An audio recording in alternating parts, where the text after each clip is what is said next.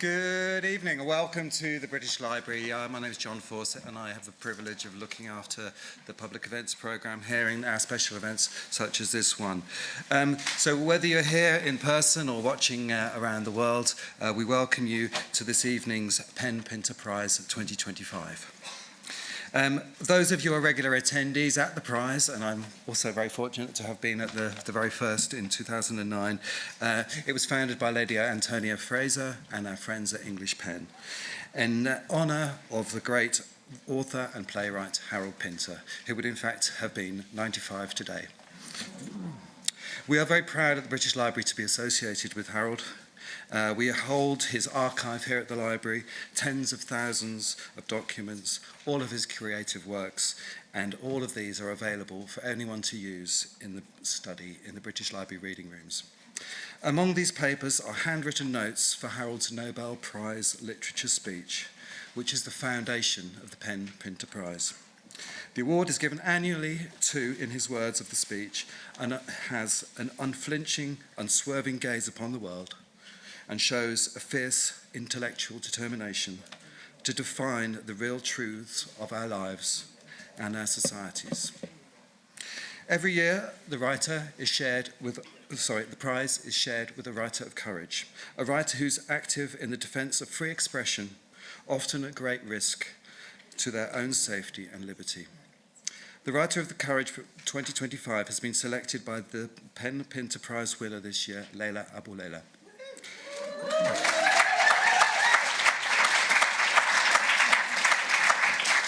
And Leila will announce her co-winner shortly. First, I would like to introduce to the stage Daniel Gorman, the director of English PEN, to say a few words.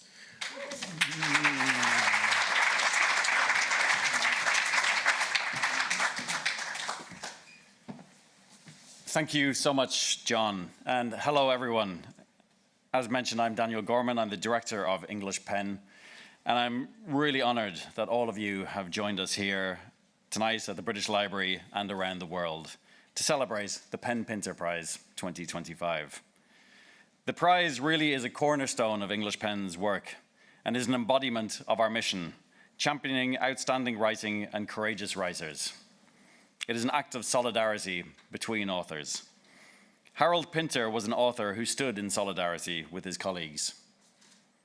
He took the acclaim and profile he received for his exceptional work and used it to speak out for the freedom of fellow authors. It's why we at English PEN are so deeply honoured to run the prize in his memory, a prize that celebrates two writers at once and marks an act of solidarity between them. A prize that recognises one author for a career of outstanding and brave writing, and another for whom the courage and brilliance of their work means they have faced persecution. Since English PEN was founded over a century ago, we have worked to defend free expression, celebrate literature, and support the movement of words and ideas across borders. Our vision is a world in which the freedom to read and the freedom to write are equal freedoms for all. We know that this vision feels far away right now. The world is in a human rights emergency. And here in the UK, we are witnessing the weaponization of free speech rhetoric by far-right groups and the introduction of legislation that undermines freedom of expression and human dignity. We know this. But we also know that with the solidarity of writers, readers, and activists across the world, there is hope. We know that through the support of our members, a community of such writers, readers, and activists, we can make change. Exactly 1 year ago today, I stood on this stage as 2024 PEN Pinter Prize winner Arundhati Roy announced British-Egyptian writer Ella Abdel Fattah as the 2024 PEN Pinter Prize Writer of Courage. We were joined on that evening by Allah's family, by his friends, and by colleagues, but not by Allah, who remained imprisoned in Egypt. And we all shared the same message that evening, that Allah should be here with us, and that Allah must be freed. And then 2 weeks ago, we received one of the most important pieces of news of my time as director at English PEN, that finally, after so many years of injustice, Allah was indeed free.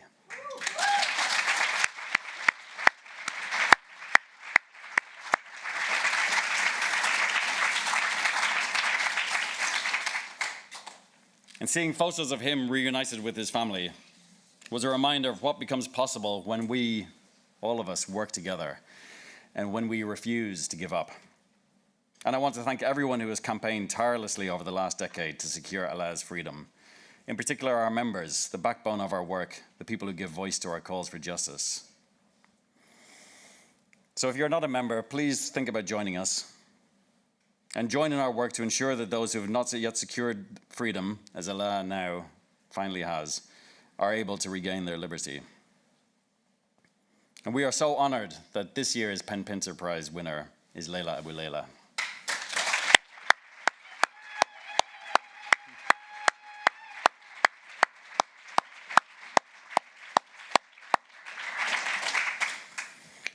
In the words of Nadifa Mohamed, one of this year's judges, along with Mona Arshi and Chair Ruth Borthwick, to quote, "In a world seemingly on fire and with immense suffering, unmarked and little mourned in Sudan, Gaza, and beyond, Leila's rising is a balm, a shelter, and an inspiration," end quote.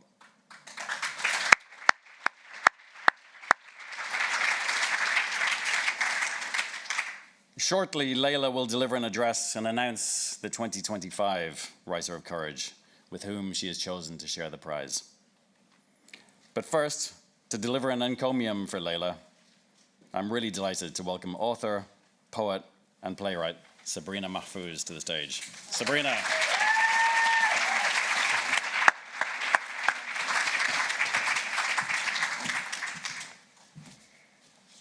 Hello, thank you to English PEN for having me here and for the depth of their work over the many years. They've been fighting tirelessly for the rights, freedoms, and therefore lives of writers.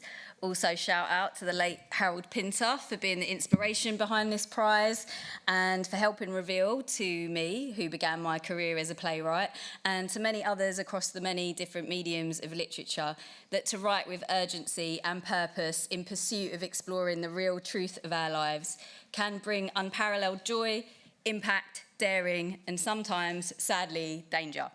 But of course, the biggest thank you tonight is to Leila, who's there, for whom we are all here this evening and whose name has been synonymous in my mind with joy, impact, daring, and danger in the best ways since the very first book I read of hers.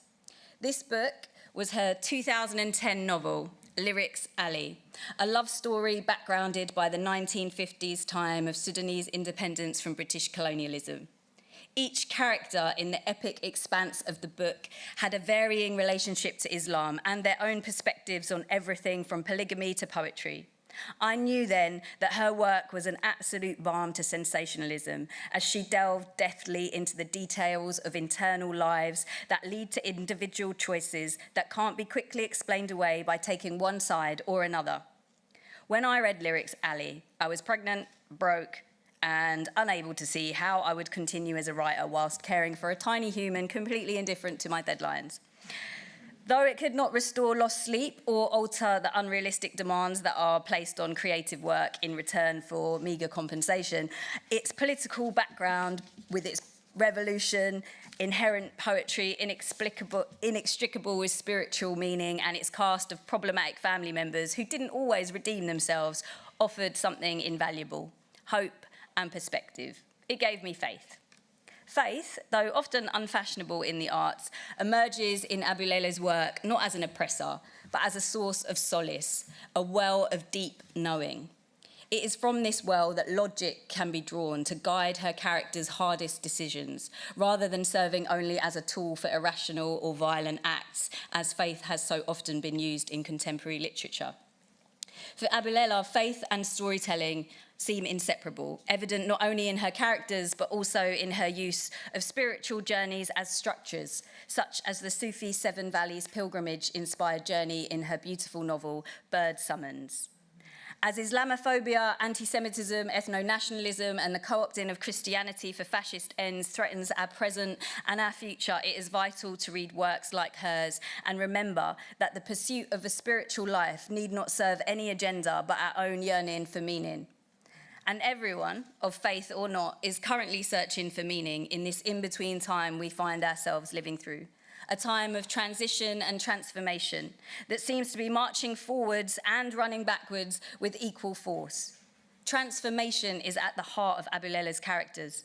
They dwell in the in-between, perpetually in process, never complete, and finding something resembling wholeness only through acceptance of this perpetual state, experienced through the body and through place. Walking on unfamiliar ground in strange countries and new cities, Aboulela's characters' feet touch the earth and it is theirs, even if they are unsure of it. Whether through the plains of Russia, the heaths of Scotland, or the alleys of Khartoum that they walk through in her PEN Prize-winning novel, The Kindness of Enemies, or on the shores and in the living rooms of Algiers, where her characters renegotiate their steps with one another in her subversive play, The Insider, Aboulela reminds us that no matter where we find ourselves, we are all simultaneously visitors and locals, with the same earth beneath our feet, from Gaza to Glasgow. In these tumultuous times, such acceptance and awareness is essential for survival. Stability, assurance, and solidity now feel oddly nostalgic. Perhaps they were always illusions, but either way, they are now certainly shattered, even for those who had the luxury to believe in them. Yet, as Aboulela's characters show us, we can thrive in the unfixed, in the in-between. This is where work can be done, where transformation occurs, where it can be easier than ever to find the people who know the future can be reshaped whilst it is in flux, and where those who greet uncertainty with curiosity and openness rather than anger and violence towards the most vulnerable will guide us to a better place. And for now, that better place may exist only in literature and in imagination. A world where genocide, the systematic slaughter of human beings of all ages, talents and types is neither used, endorsed, nor enabled for any reason, least of all for land and resource deals benefiting those already overflowing with wealth. A future where tomorrow means more than short-term profit margins, a time when our descendants can enjoy their fleeting presence on Earth without suffocation or fear of being swept away by wind, water, bombs. A place where states are not mere banks for corporations to withdraw public money from, but act genuinely for the public good, refusing to gaslight those who have contributed most or persecute those who have the least. But until then, Leila Aboulela's literature lets us hold on to the possibility of transformation, the solace of faith, and the power of storytelling to imagine a future which we can shape if we take a step. So Leila, thank you for all your steps.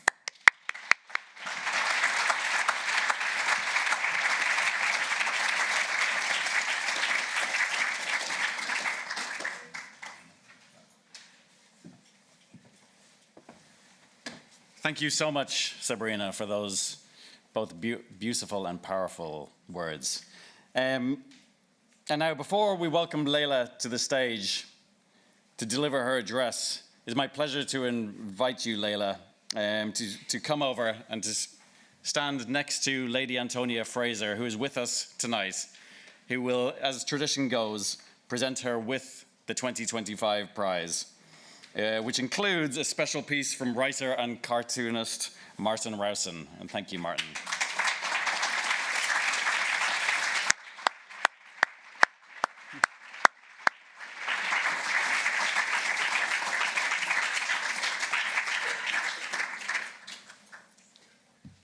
Today would have been Harold's 95th birthday, and I just wish he was here to celebrate with all of us, and especially with my new friend, Leila, because Leila, I knew that from her work that she was romantic and intelligent. I didn't realize she was beautiful. And now I've discovered it. Anyway, I want to say that PEN meant a great deal to Harold, and he would be absolutely honored to have a prize in his name.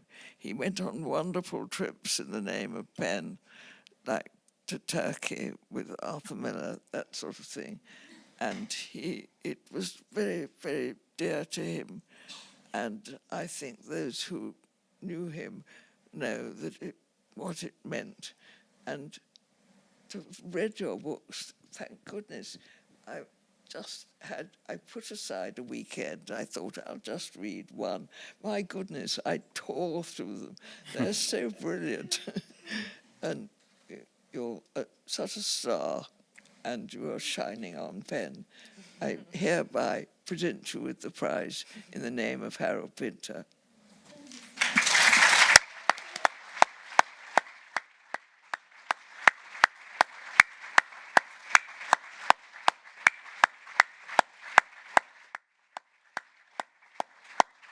Thank you so much, Antonia, and it's so meaningful to us, to all of us, that you are here with us tonight. We are honored to give this award in Harold's name. And please join me in welcoming to the stage 2025 PEN Pinter winner, Leila Aboulela.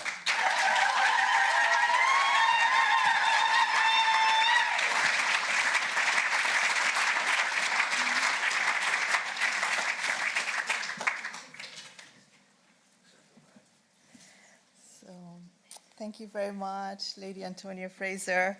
It's very special to meet you, and I think today I will remember that it was the day that I met you. I'm honored to win a prize established in memory of Harold Pinter, a great writer who continues to inspire so much loyalty and consistent high regard. I'm grateful to the PEN Prize judges, the chair of English PEN, Ruth Borthwick, poet and author Mona Arshi, and novelist Nadifa Mohamed. Thank you to Margaret Busby, the president of English PEN, Daniel Gorman, director of English PEN, and all those who are responsible for me standing here today. Lately, I've been watching on social media attempts to fix the damage that the war had inflicted on Khartoum, where I grew up. I watched student volunteers cleaning up rubble in devastated hospitals, schools, and universities. In the subdued marketplace, bananas are piled up for sale. 50 years ago, I was with my father when he bought bananas from this very same market, and I remember the seller bragging that they were as sweet as custard. Bookshops have reopened, and I follow a little girl in neat, tight braids hurrying along on her first day of school. But the war is not over. The city is still almost deserted, and the fighting continues. For over 2 years, the war in Sudan has caused immense suffering and death, massive numbers displaced and maimed. There is famine and disease. War is so humiliating. How we react when a loaded gun is pointed at us. How terrified we are when the bombs drop, afraid to shower, afraid to leave the house, too shaken to make sound decisions. How mean and small war makes us. All the shameful things we say and do to save ourselves, and then the shattered dreams, the disrupted livelihoods, the shrunken futures. Peace is infinitely better than war, but history teaches us that wars are inevitable and conflict is part of life.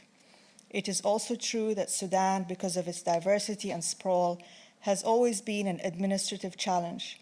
But there are ethics in war, laws and ancient conventions, to protect the weak and the elderly, to safeguard places of worship and crops, and these laws have been broken time and again. Hospitals bombed, children targeted, civilians intimidated and robbed, women raped and made homeless. Who is accountable for these war crimes? Who will be punished for the genocides in Sudan and Gaza? Who has the authority to do this? Young people are now marching for justice, justice for Palestine and Sudan. Without justice, the balance of the world is undone. Justice is the gravity keeping us upright as humans. I'm in awe of all those who are striving for justice, the Palestinian journalists who have already died and those who continue risking their lives and being killed reporting on the genocide in Gaza. They're reporting in the most difficult circumstances, upholding high professional standards in extreme conditions. Their work is so valuable not only because they're exposing with urgency what is happening now, but also because they are bearing witness and providing primary sources for the historical record. There are also Sudanese writers who remained in Sudan during the war, choosing not to flee so as to protect their personal libraries. This is so moving and courageous. The memoirs of these writers will be a vital testimony to what life was like in Sudan during the war. When I was a student at Khartoum University in the 1980s, my parents didn't allow me to join student protests. We were living under a military dictatorship, so it is a shock now to see all the arrests taking place in democratic Britain. I expect that British parents will start to warn their children against activism. There was recently an article in The Observer about the hunger strike carried out by the 29-year-old Palestine activist Chota Hoxha. She's one of 24 prisoners who are being held on remand in relation to a raid on an Elbit Systems factory in Filton. Chota has been on remand since November 2024, and her trial is scheduled for April 2026. That's 17 months in prison awaiting trial. I am mentioning her because 2 years ago I had a long telephone chat with her about her writing.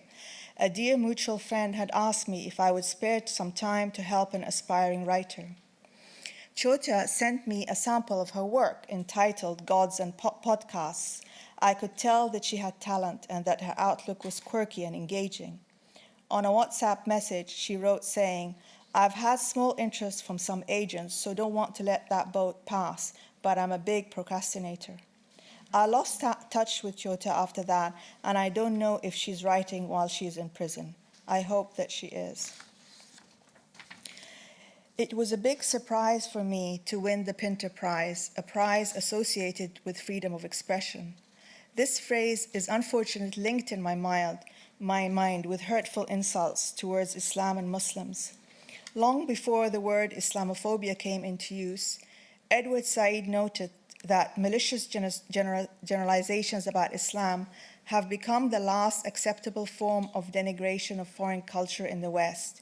What is said about the Muslim mind or character or religion or culture as a whole cannot now be said in mainstream discussions about other groups. These malicious generalizations are unfortunately presented as examples of freedom of expression. Too often, a general condemnation of religion and the argument that nothing is sacred develops into a targeted attack singling Islam. Islamophobia is an inhibitor. It undermines the ability of Muslims to define themselves, to project themselves, and to be true to who they are. If we as Muslims are always talking back, justifying, condemning, then we are always engaging in an agenda set by someone else. If we are putting our energies into challenging stereotypes and proving our humanity, we cannot take the initiative. Islamophobia poses as a mirror that reflects the truth about Muslims, but it is inaccurate. In Harold Pinter's words, when we look into a mirror, we think the image that confronts us is accurate, but move a millimeter and the image changes. We're actually looking at a never-ending range of reflections. The never-ending range of reflections that anti-Muslim prejudice generates are distortions. They're not the truth. As a result, young Muslims in Britain grow up ashamed of being Muslim. They try to hide and they try to melt in before coming to the realization, or perhaps not, that Islam is a treasure for them to inherit. Islam is the ever-living substance that their immigrant parents carried with them when they entered Britain. Islamophobia is the enemy of originality. It is out to put us firmly in a narrow place. An example of such narrowing is how Islam is seen as a religion that is specific to a particular race or races, while identifying Christianity as a world religion. This is in complete contrast to how Islam sees itself as a universal religion for all people, with a sacred text, the Quran, which is a continuation of the revelations in the Torah and the Gospels. And Islam is not only about people. The Creator we worship is also worshipped by celestial bodies, living organisms, and animals. Fortunately, I have found that fiction can open conversations rather than shut them down. I have found that by writing novels, I could invite readers to a more nuanced understanding of Islam and the religious experience. This centering of Islam in my writing was criticized by some as challenging and likely to offend the sensibilities of its intended secular audience. The assumption here is that a post-Christian secular literature should also apply to other faith communities and other religions. If the English literary novel has a trajectory from Christian to secular, then this is expected to apply to all other religions. Literature in English is not only Eurocentric, but also Christian-centric, even though writers and readers regard it as secular or humanist. Every genre from crime to science fiction is heavy with Christian symbolism. while secular literary fiction, even if it is in opposition to Christianity, is also still engaged with this ethos. However, we must remember that the secularization thesis emerges through a Protestant Christian trajectory. There have been many successful religious novels written by Catholic novelists such as Muriel Spark, Graham Greene, Flannery O'Connor, C.S. Lewis, and others. The literary canon would be so much poorer without Memento Mori, The End of the Affair, The Bridge of St. Louis Ray, and The Chronicles of Narnia. Recently, the work of Marilyn Robinson, though she's not a Catholic, is also a striking example. The waning of religious faith in Europe and North America cannot be assumed to be identical in other parts of the world and within immigrant minorities in the West. Religious practice and affiliation in the global South is higher in comparison to the secular global North. Diversity in publishing still hasn't fully taken faith into account. A more diverse literary culture would include Hinduism, Buddhism, and indigenous African religions and cosmologies. The novel with religious belief at its core might be fading in the secular North, but it will go, as a New York Times article says, where belief itself has gone. Authors operate in a publishing climate characterized by secularism, one that proposes a very particular understanding of what counts as good religion. This pressure to privilege secular values over religious way of life can result in expressions of Islam in fiction that are self-conscious and reactive. The creativity needed to write plots, characters, and situations that are influenced by Muslim sensibility can often be stifled or sidelined by the loud glare of headlines that speak of large-scale violence and political agendas. The intimate concerns and lives of Muslim fiction characters can then seem only relevant if they are attached to the larger popular narrative. The challenge I face writing novels animated by religious belief and intended for the secular marketplace is best articulated by Flannery O'Connor. She says, "The problem with the novelist who wishes to write about a man's encounter with God is how he or she shall make the experience, which is both natural and supernatural, understandable and credible to their reader." How indeed. My intention, too, has always been to soak my work unapologetically in Islamic values and the Sharia. To get away with this was to push against the boundaries of the secular literary market. Because of this, today's recognition feels truly significant. It brings expansion and depth to the meaning of freedom of expression and whose stories get heard. I'm grateful to my publishers and to my readers and my agent who's here today. I hope that readers, with or without faith, Muslims or not, will be able to find something in my work of benefit. The PEN Pinter Prize is shared with an international writer of courage, a writer who is active in defense of freedom of expression, often at great risk to their own safety and liberty. It has been truly heartening to see the release of last year's winner, Ala Abdel Fattah. Congratulations to Ala and to his inspiring family. It's a pleasure to share my prize today with a writer I have admired and read avidly over the years. She is a principled writer and a fearless activist who has endured hate speech and physical threats. She is a wonderful, enriching writer who has already broken new ground in African literature in terms of language and representations of the collective family life. Reading her work has opened my eyes to the injustices and consequences of war in Sudan. About the war, she has recently said, "As a writer, I have been and remain consumed by this blood-soaked history. I could never escape seeing the war's sweeping panorama, which I describe as a map of violence in motion, claiming new territories which each turn. It is my honor to announce that the PEN Pinter Prize International Writer of Courage 2025 is Stella Gaitano."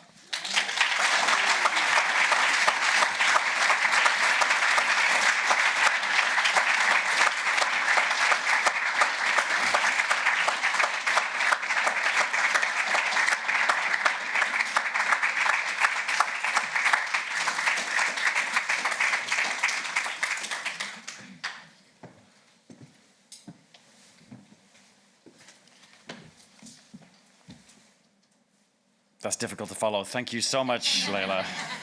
What an incredible speech, and congratulations again.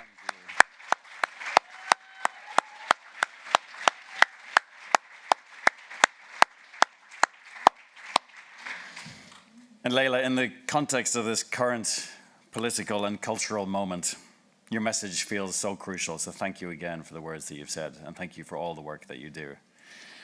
And thank you for sharing the prize with Stella Gaitano, this year's Writer of Courage. A really remarkable choice. Stella is a writer with whom the PEN family have been closely involved.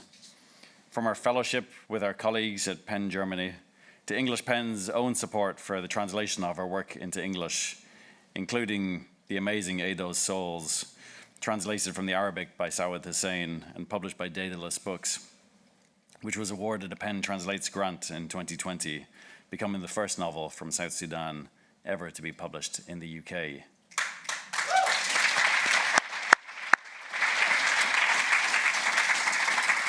And that's something I think we can be both proud of and disappointed in. I mean, it's clearly a huge gap, as you said so clearly. But it's wonderful to have her celebrated and her work to be celebrated, and her work both on and off the page to be celebrated along with you. And sadly, Stella is not able to join us in London tonight, but we are honored that she has sent words to share with you. And to share those words, I in turn am honored to invite the president of English PEN, the writer and publisher extraordinaire, Margaret Busby, to the stage.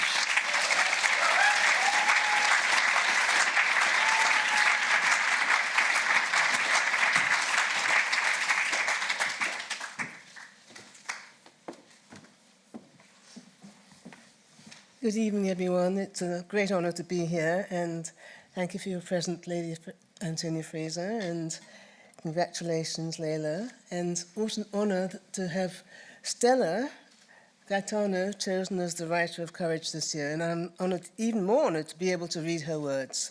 So this is what Stella has sent. Dear English PEN Pinter Prize judges, Leila Aboulela, and distinguished guests.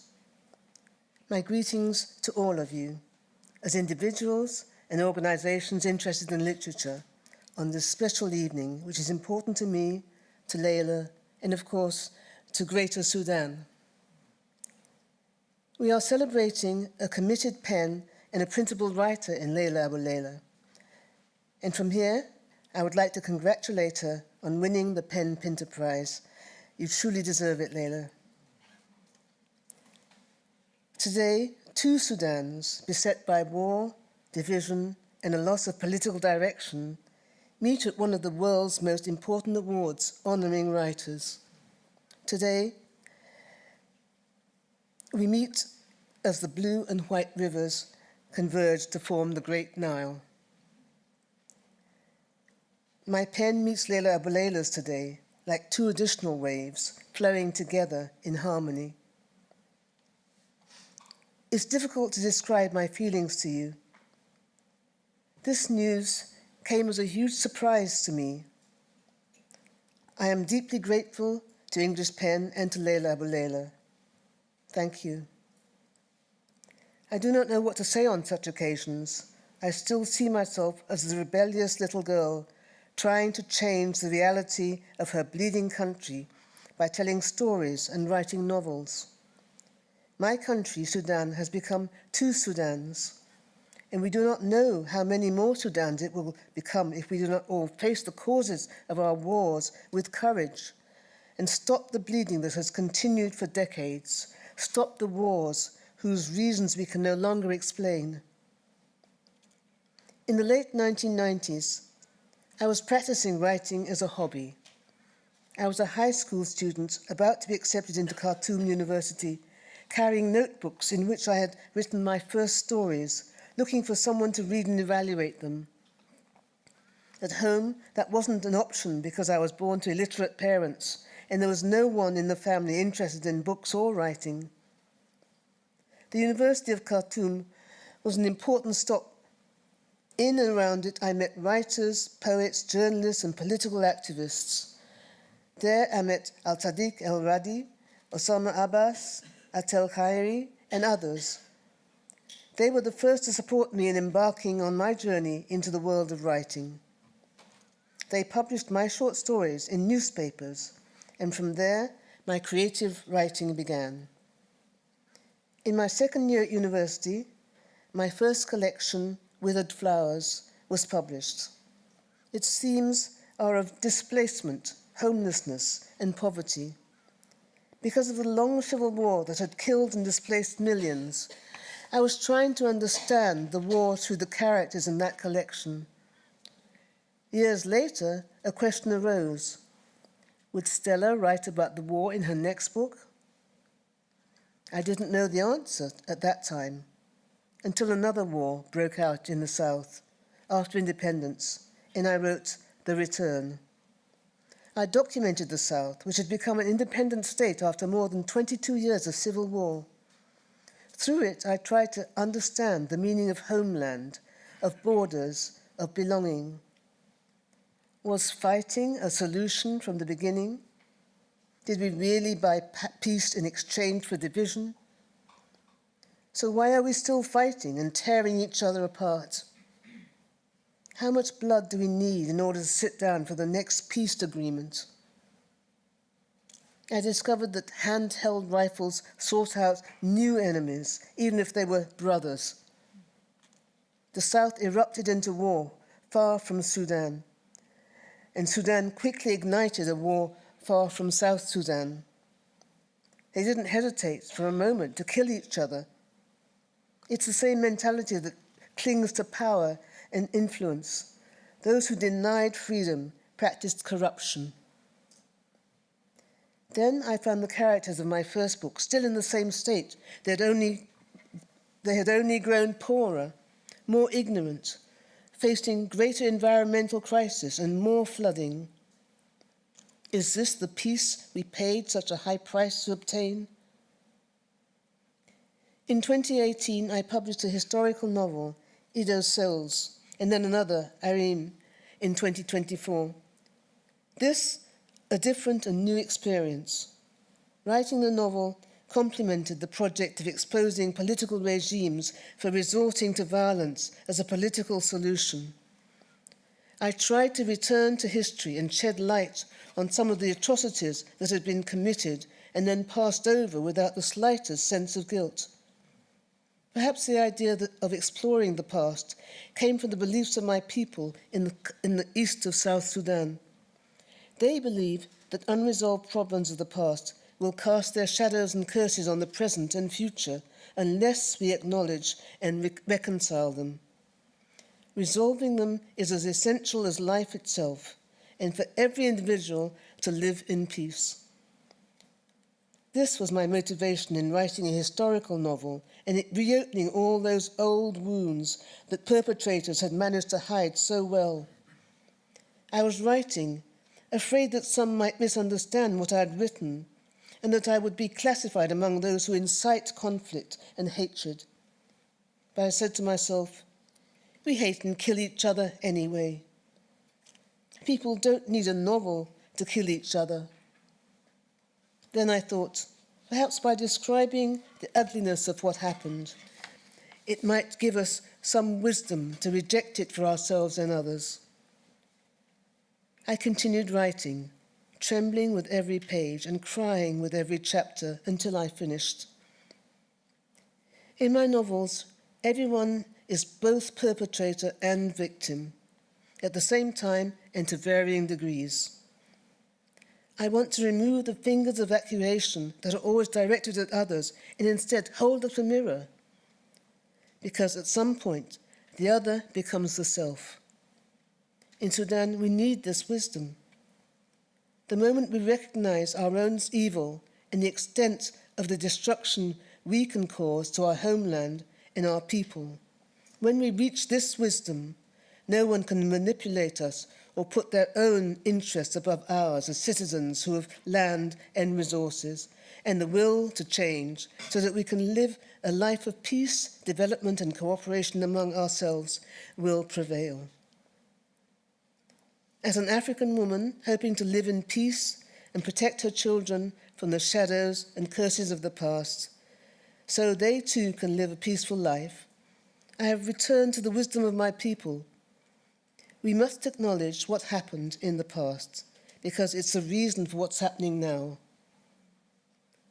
Through my writings, I also call on all Sudanese to confront the past. It's not easy to confront the past. It requires courage to step out of the victim role and admit that I too contributed to the destruction in some way, even through silence. All of us as Sudanese need this courage during these difficult times, when war is consuming Sudan and peace in South Sudan is barely holding. It's as if these are not peace agreements, but just brief periods to prepare for new wars. Arming is at the expense of building schools, hospitals, and roads. Tribal polarization is growing at the expense of unity, coexistence, and peace. This is the behavior of our leaders. I reject all of this because we deserve better than this fate. Through my stories, I also call on everyone to reject what is happening, because we all deserve better than this violence. I had been reflecting on these matters when the news of the award from English PEN arrived. It's hard to describe how I feel. It is, of course, a great honor for me that Leila Aboulela has chosen me to share this award with her. Our great writer, Leila Aboulela. It may seem like good news, but when I think about the fact that I might not have been here to witness it, tears come to my eyes. This is not only an award for courage, but also one for survival. I dedicate it to the brave Sudanese and South Sudanese writers who continue to write during wartime in the absence of freedom of expression. I dedicate it to all the persecuted writers of the world whose words have led them to prison, exile, or death. Telling the truth can risk such threats, but it can also shake the authority that refuses to accept it, grant light and freedom, and promise a better tomorrow. An act with such power is worth the risk. As Harold Pinter said many years ago, our pens will remain unflinching and unwavering for a better future for coming generations. Thank you very much.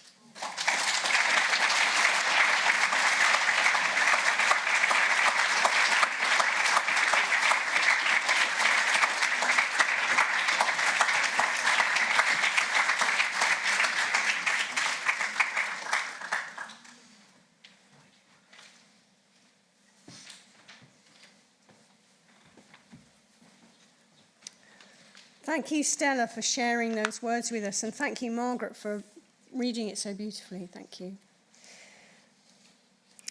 I'm Ruth Borthwick, the Chair of English PEN, and it's also my joy and honour to be the Chair of Judges of the PEN Pinter Prize.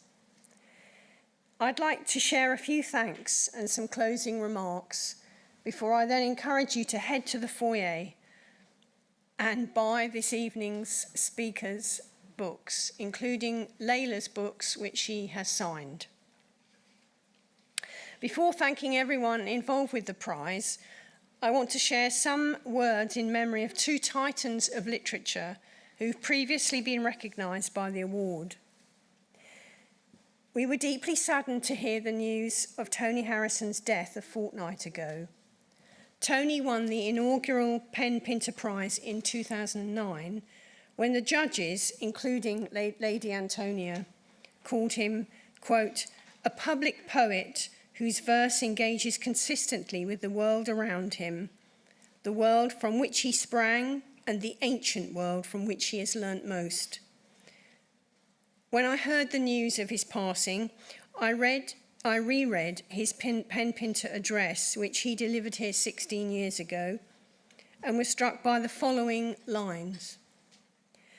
The Greek tragic mask is one of my main metaphors for the role of the poet. The eyes of the tragic mask are always open to witness even the worst, and the mouth is always open to make poetry from it. Neither ever close. 16 years on, these words feel so pertinent to our work. Tony changed English poetry forever, and we're honoured to have been able to recognise him through the prize. At the start of the year, we also heard of the tragic news of Michael Longley's death when he was awarded the 2017 PEN Pinter Prize for what Chair of Judges Don Patterson called, quote, his effortlessly lyric and fluent poetry, wholly suffused with the qualities of humanity, humility, and compassion, never shying away from moral complexity. Michael delivered an address entitled Songs for Dead Children on the poetry of Northern Ireland's Troubles. Speaking about his and his contemporaries' work during the Troubles, he said, "We believed that poetry, the opposite of propaganda, should encourage people to think and feel for themselves. It should appeal to their generous instinct." This spirit of generosity animated both Michael and his work. When I saw him in Belfast in December at the inaugural PEN Prize, his final act for PEN was to inscribe a copy of his collected poems with a message for Mahfouz Sabet, the Iranian poet with whom he shared the 2017 prize, and for whom English PEN continues to campaign. We have that book in the PEN offices kept safely for when Mahfouz is finally free. And through it, Michael's lifetime of solidarity lives on. The PEN Pinter Prize is marked by generosity and care, and I would like to give my thanks to those people who have given so much to this year's prize. To my fellow judges, Nadifa Mohamed and Mona Arshi, for their care, dedication and insight. To the British Library, our wonderful hosts and stalwart partners. To the inimitable Martin Rosen for another unique cartoon in this growing series. To Lady Antonia Fraser, the beating heart and unstinting champion of the PEN Pinter Prize. To Ruth Maxted for her steadfast support for the prize. To Faber, our wonderful sponsors and partners. To our core funders, Arts Council England, the T.S. Eliot Foundation, the Hawthornden Foundation, as well as PEN patrons and silver partners. And to the brilliant English PEN team for all their dedication and work on the prize. To everyone here, both in this room and online, for joining us this evening. To Sabrina Mahfouz for her powerful encomium. And to the extraordinary Stella Gaitano, the 2025 Writer of Courage. And finally, to Leila Aboulela, the 2025 PEN Pinter Prize winner. Thank you.